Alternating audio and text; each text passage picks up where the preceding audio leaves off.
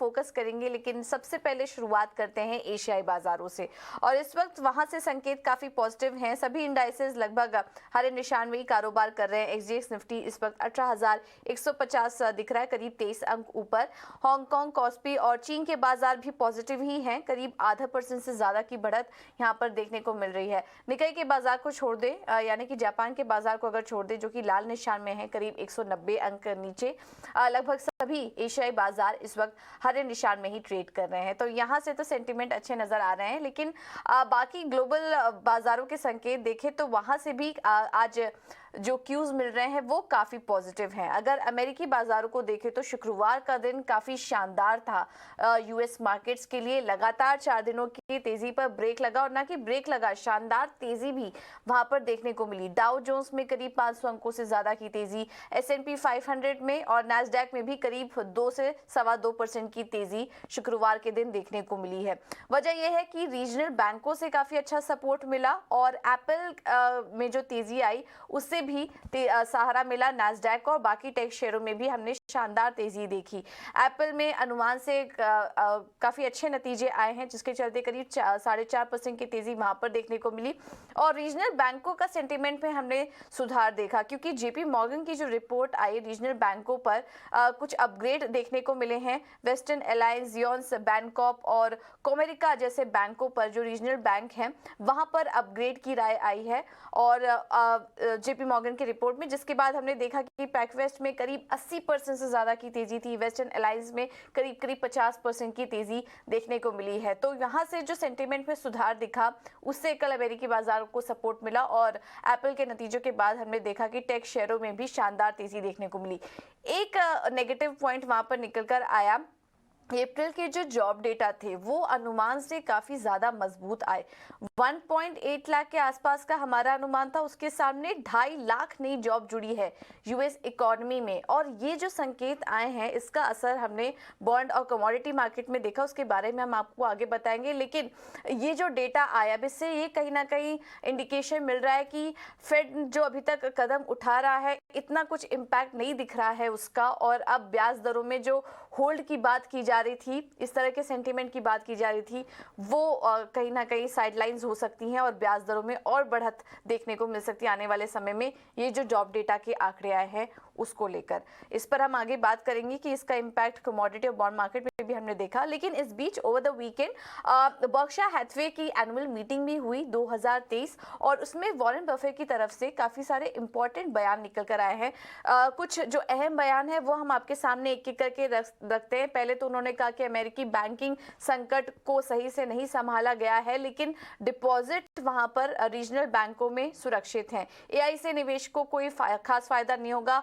वहां artificial intelligence ये आपको नहीं बताएगा कि अच्छे स्टॉक्स कब खरीदने हैं और कैसे खरीदने हैं। इसके अलावा उन्होंने इकोनॉमी को लेकर भी कहा कि 2023 में अमेरिकी इकोनॉमी में धीमापन दिखेगा, 2022 के मुकाबले इस वर्ष कम रिटर्न मिलेगा। और इसके अलावा एप्पल को भी उन्होंने कहा कि एप्पल पर उनका पॉजिटिव नजरिया है, बाकी कारोबार के तुलना में एप्पल का प्रदर्शन काफी बेहतर रहा और आगे भी हिस्सा यहाँ पर बढ़ाएंगे। तो इस तरह के कुछ कमेंट्स यहाँ पर निकल कर आए हैं यहाँ पर वॉरेन बफेट की तरफ से। उनकी एनुअल जनरल मीट हुई थी बर्कशायर हैथवे की तरफ से, तो इस पर भी हम आगे एनालिसिस करेंगे इसका।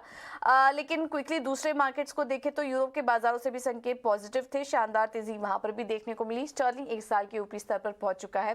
बॉन्ड मार्केट और कमोडिटी मार्केट में सेंटीमेंट जो बिगड़ा है वो यहाँ पर जो अप्रैल में यूएस में मजबूत जॉब रिपोर्ट आए, उसके बाद हमने देखा बॉन्ड यील्ड्स चढ़ चुके, डॉलर इंडेक्स अपार था, लेकिन सोने में हमने वीकनेस देखी, क्योंकि अब ब्याज दरों में बढ़त की जो अनुमान है वो तेज हो चुके हैं, जिसके चलते हमने सोने में वीकनेस देखी। और कच्चे तेल में निचले स्तरों से खरीदारी जरूर दिखी, लेकिन स्लोडाउन के अनुमान से ये लगातार तीसरा हफ्ता था जब हमने कच्चे तेल में नेगेटिव रिटर्न देखा। कुल मिलाकर अगर क्यूज की बात करें तो इस वक्त जो संकेत मिल रहे हैं ग्लोबल मार्केट से वो पॉजिटिव हैं, और इसका असर आज हम भारतीय बाजारों पर भी देख सकते हैं। एक बार एफआईएस और डीआईएस का भी अपडेट लेते हैं। कैश मार्केट में एफआईएस ने 777 करोड़ की खरीदारी की है। घरेलू निवेशकों ने 2098 करोड़ की बिकवाली वो करके गए। इंडेक्स फ्यूचर की बात करें तो एफआईएस की तरफ से बिकवाली है 804 करोड़ की, वही इंडेक्स ऑप्शन में 20,290 करोड़ की ये खरीदारी का आंकड़ा यहाँ पर निकल कर आ रहा है। तो यहाँ से भी संकेत पॉजिटिव है, एफआईएस की तरफ से खरीदारी जारी है। अब आगे बढ़ते हैं और इस बाजार पर रणनीति क्या अपनानी चाहिए, ये बार समझ लेते हैं। और रेलगियर ब्रोकिंग के अजीत मिश्रा हमारे साथ जुड़ चुके हैं फोन लाइन पर। Ajit, thank you so much इतना स्वदेश को समय देने के लिए। हफ्ते का पहला कारोबारी सत्र और संकेत भी काफी अच्छे मिल रहे हैं। क्या करना चाहिए आज बैंक निफ्टी और निफ्टी दोनों में, अपनी राय दीजिए। गुड मॉर्निंग पूजा। पूजा देखिए, जिस तरीके से फ्राइडे के दिन सेशन एंड हुआ था, वो कहीं ना कहीं इंडिकेशन ये दिखा रहा है कि हायर लेवल से दोबारा से आपको प्रॉफिट टेकिंग देखने को मिल सकती है। तो इंडेक्स में तो मेरी रिकमेंडेशन यही होगी कि डिप्स के पास आपको बाय करना है, रेजिस्टेंस के पास सेल करना है। तो कहीं ना कहीं एक रेंज बेसिकली आप देखेंगे मार्केट में बनते हुए। और जैसे कि 850 से लेकर 940 का जो बैंड है, ये एक सपोर्ट एरिया की तरह करेगा ड्यूरिंग द डे। तो डिप्स के पास आपको बाय करना है। वहीं पे 18170 से लेकर 250 का जोन ये रेजिस्टेंस है, तो वहां पे आपको प्रॉफिट बुक्स करने हैं, शॉर्ट के लिए पोजीशन रखते हैं just for the intraday.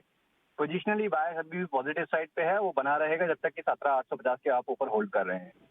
Banking में देखिए, लास्ट ट्रेडिंग सेशन में जो बेसिकली गिरावट आई थी वो एचडीएफसी ट्विंस और उसके बाद कुछ और दूसरे बैंकिंग नेम्स में भी आपने देखा उसको कैस्केड हुआ था वो। तो वहां प्रेशर रह सकता है, अंडर परफॉर्मेंस रह सकती है इन कंपैरिजन टू निफ्टी। तो मेरे हिसाब से बैंकिंग को थोड़ा सा अवॉइड करना चाहिए। इनफैक्ट रेजिस्टेंस के पास आपको सेलिंग की अपॉर्चुनिटी देखनी चाहिए when it comes to intraday trade. तो करीब 43,150 से लेकर 43,500 का जोन है, वो रेजिस्टेंस पे रैक करेगा। तो वहां पे आप शॉर्टिंग अपॉर्चुनिटी ढूंढे 42,000 42,300 तक के टारगेट के लिए। ठीक है, तो क्लियर कट व्यू है। इंट्राडे में आज आपको थोड़ी यहाँ पर मुनाफा वसूली देखने को मिल सकती है ऊपरी स्तरों से, उसका ध्यान रखिए। लेकिन पोजिशनल व्यू अगर ले अगले 2 से 3 दिन के लिए, तो मोमेंटम अभी भी पॉजिटिव ही है।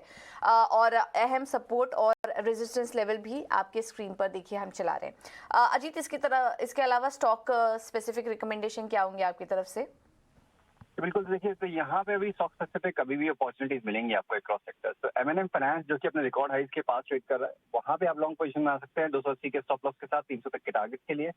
और नोसिल, क्योंकि मिड कैप और स्मॉल कैप में भी आप देख रहे हैं एक अच्छा ट्रैक्शन आते हुए, तो मुझे लगता है कि यहाँ पे भी एक अच्छा रिबाउंड देखने को मिल सकता है नोसिल में। करीब 240 तक के टारगेट हो सकते हैं 225 के स्टॉप लॉस के साथ, यहाँ पे भी आप लॉन्ग बनाए।